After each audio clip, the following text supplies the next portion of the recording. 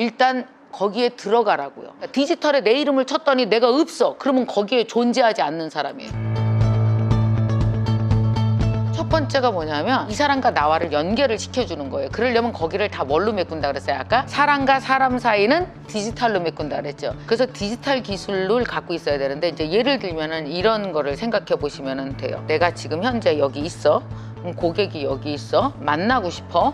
근데 옛날에 우리가 사용했던 거는 전화 거는 기술, 카톡하는 거 정도잖아요. 카톡으로 무슨 돈을 벌어요? 그럼 이 사람과 나와를 원격으로 연결해 나가기 위해서는 굉장히 다양한 디지털 기술들이 다 있어요. 예를 들면 얼마 전에 이런 일이 있었어요. 웅진 같은 회사 아시죠? 웅진 싱크빅 아니면 웅진에서 왜 아이들에게 그 전집 같은 거 파는 분들 거기 국장이 하나 있다고 쳐봐요. 국장 있어? 그 밑에 팀원들이 한 50명이 있어. 50명이 회사를 못 나와. 그러니까 뭘 어떻게 하라고 할 수 없어. 근데 이 50명도 또 어때요? 엄마들을 못 만나. 못 만나지. 팩을 못 팔아. 방문 판매를 못 하지. 그렇지. 초인종을 누르고 가는 걸 싫어하지. 싫어하고. 비대면을 해야 되니까. 그렇죠. 국장은 걱정을 하는 거야. 왜 엄마들을 어떻게 해서도 만나봐. 내가 뭐라 했는지 아세요? 너도 못 만나는 팀장을 팀장이 엄마랑 어떻게 만나냐? 말이 돼요?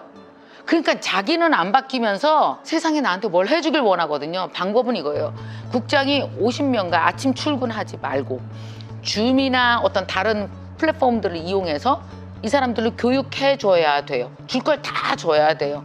그러면 이분들은 어떠냐? 엄마들을 또 그것과 똑같은 방법으로 만나는 거죠. 그죠? 그래서 책은 택배로 보내주면 되고 다 화상으로 다 얘기할 수 있고 재택근무에 유능한 인재들로 하나씩 만들어가기 시작하면 옛날에 50명이었던 팀원이 200명까지도 만들 수 있어요. 그러니까 공부해서 온택트가 되면 과거에 사람끼리 만났던 시장보다 시장이 훨씬 더 커지죠. 그리고 사무실 비용이 안 드니까 제로 베이스죠. 비용이. 원가가 제로 베이스인 온택트 시장으로 옮겨가야 된다. 그게 첫 번째. 두 번째는 그러기 위해서는 반드시 디지털 트랜스포메이션을 해야 된다. 어렵지 않아요. 사람들이 디지털을 너무 어려워하는데 누가 자기 보고 페이스북을 만들래? 누가 인스타그램 만들고 네이버 만들래? 다 만들어져 있는 거 일단 거기에 들어가라고요. 그러니까 디지털 시민이 되려면 인스타그램 계정이 있어야 돼요. 디지털에 내 이름을 쳤더니 내가 없어. 그러면 거기에 존재하지 않는 사람이에요. 주민등록증 없는 거지. 없는 거지. 돈 못 벌지. 네. 그 사람이 어디 있는지 알아야 사람들이 와서 찾아올 거 아니에요. 말하자면 내가 땅에 가게를 차리듯이 디지털 세계에 가게를 차려야 되는 거예요. 근데 유튜브 구독자분들 중에서는요 댓글 못 다는 분들 되게 많아요. 왠지 알아요? 지메일이 없거든요. 없어서. 자기 계정이 없거든요. 그러면서 계속 물어봐요. 댓글을 왜 안 달리냐고 내 거는. 나이가 70, 80이라도 상관없어요. 그러니까 뭐냐면 우리가 현재 쓰고 있는 많은 디지털 기술이라고 하는 거 예를 들어 카카오톡도 디지털 기술이고요. 카카오 택시는 어마어마한 기술이에요, 사실은.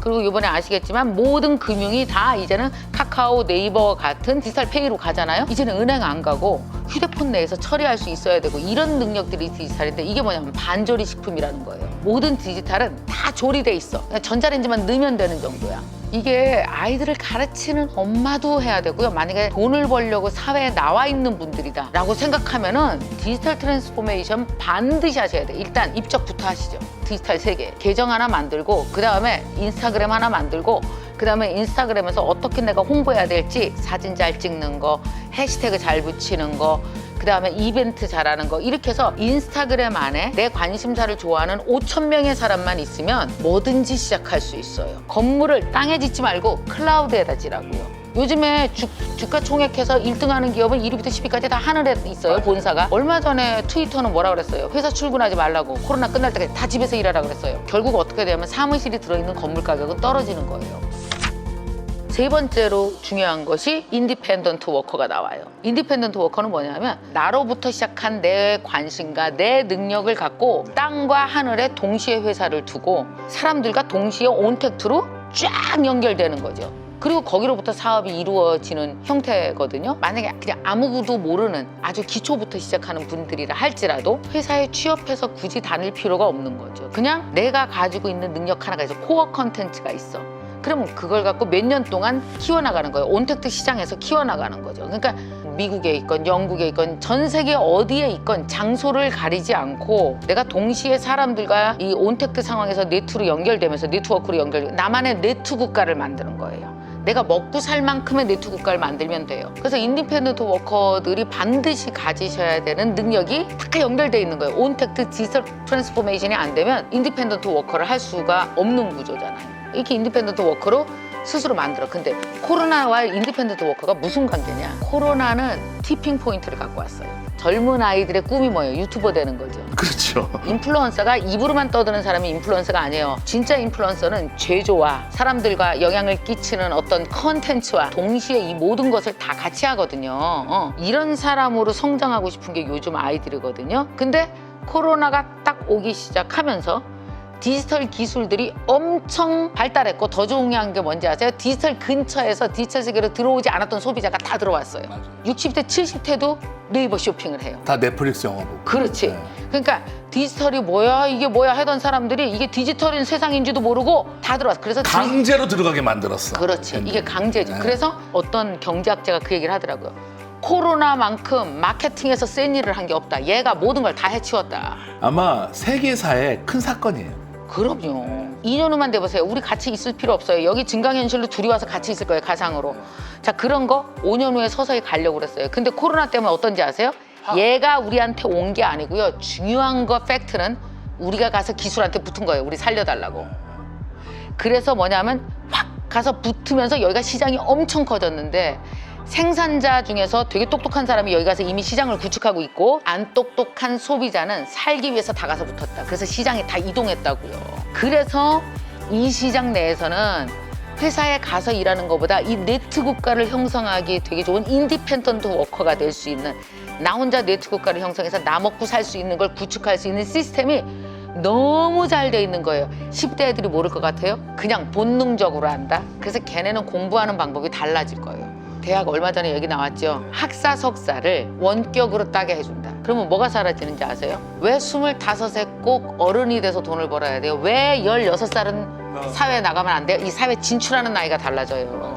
코어 컨텐츠가 달라지고 16살이 인디펜던트 국가를 만든다고요. 자기만의 내 아이 중고등학교 아이의 교육에 대해서 엄마들은 철학적으로 고민하셔야 됩니다. 미래학자처럼 고민해야 돼. 그래서 제가 이 책에 그 부분도 써놨어요. 아이들의 미래에 대해서 엄마들이 반드시 알기 위해서는 앞으로의 코로나 이후의 세상이 뭐가 되는지 알아야 된다. 그리고 이제 맨 마지막이 그게 세이프티인 거예요. 세이프티가 이게 엄청 중요한 개념인데 전 지구적으로 우리는 한번 철학했어요. 사람이 아프면 철학하죠. 아, 아프면 철들어. 무병장수 없어. 무병하면 깝죽대고 요절해. 일병장수가 맞아. 영국이 어마어마한 거 발표한 거 아세요? 탄소 제로 국가. 우리나라가 탄소 엄청나게 만들어내는 데예요. 근데 영국은 탄소를 줄이는 것도 모자라서 탄소 제로. 그러니까 탄소가 나오는 자동차도 싹 다 바꿔버리고 안 그러면은 다 죽으니까. 이게 굉장히 심각한 문제인데 아무리 환경학자들이 얘기를 해도 우리가 안 들었거든요. 코로나가 한번 사람을 치니까 아까 일병장수처럼 사람들이 귀를 열고 듣기 시작했어요. 이게 무슨 뜻이냐면 사람들이 기업도 세이프티라는 거, 당신 우리 오래 삽시다, 이 지구를 지키면서 오래 삽시다라는 메시지를 고객한테 주지 않고 함부로 막 자원을 쓰고 막 찍어내고 이러는 이미지를 주면 그 기업에 대해서 고객들은 멀리 한다는 뜻이에요. 그러니까 이 세이프티가 지구도 살리고 내 아이도 살리고 하는 어떤 필연적으로 우리가 움직여야 되는 행동도 있지만 기업 입장에서 볼 때는 되게 중요한 홍보 커뮤니케이션 그리고 진심을 다해 커뮤니케이션을 해야 되는 되게 중요한 어떻게 보면 이 팩트죠. 세이프티를 비용이 문제로 그동안 미뤘던 건데 이제 비싸다 싸다 문제가 아니라 이거는 사냐 안 사냐의 문제로 바뀌니까 비싸고 싸고의 문제가 이제 지워져 버린 거죠. 그거는 굉장히 큰 의미가 있는 것 같아요. 옛날에는 싼 거 샀잖아요, 플라스틱. 근데 사람들은 환경에 유리한 제품을 돈을 더 내고라서도 나는 우리 아이에게, 우리 아이의 미래에 유리한 선택을 하겠습니다. 이렇게 바뀌는 거죠. 그게 바로 뭐냐면은 그 디지털 기술 중에서 이미 확보된 기술이 그 블록체인이에요. 네. 이경수 TV